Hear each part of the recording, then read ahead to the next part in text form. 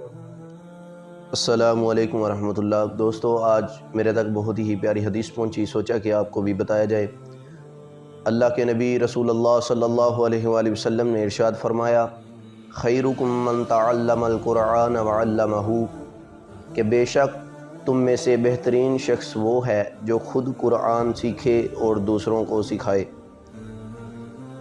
کبھی تنہائی میں سوچا ہے کہ جب دنیا والے چھوڑ جائیں گے، جب ہر زبان گونگی ہو جائے گی، تو کون ہوگا جو تیرے ساتھ کھڑا ہوگا؟ قرآن، ہاں قرآن، یہ وہ کتاب ہے جو تیرے لیے رب کائنات نے خود نازل کی، محبت سے، رحمت سے۔ ذالک الکتاب لا ریب فیہ ھدی للمتقین، یہ وہ کتاب ہے جس میں کوئی شک نہیں، ہدایت ہے پرہیزگاروں کے لیے۔ آج ہم اپنے موبائل تو دن میں 100 بار دیکھتے ہیں، مگر قرآن کو کھولنے کی فرصت نہیں نکالتے۔ آج ہم دنیا کے پیغامات پر دوڑتے ہیں، مگر رب کا پیغام، قرآن کا پیغام ہم بھلا بیٹھے۔ قرآن جو دل کے زخموں کا مرہم ہے، جو اندھیری راتوں کا چراغ ہے، جو بے قرار دل کو سکون دیتا ہے۔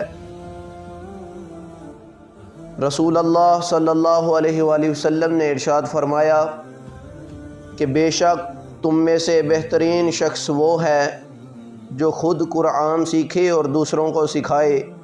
تو سوچو، ہم قرآن سے دور ہو کر کس چیز میں بلائی ڈھونڈ رہے ہیں؟ قرآن کو پکڑ لو، قرآن کو پڑھو، قرآن کو سمجھو کہ یہی وہ نور ہے جو دنیا میں بھی منزل دکھاتا ہے اور آخرت میں بھی روشنی بنے گا۔ آج قرآن ہمیں بلا رہا ہے، آج قرآن ہمیں پکار رہا ہے، آؤ میں تمہیں رب سے ملا دوں، آؤ میں تمہیں جنت کے راستے دکھا دوں۔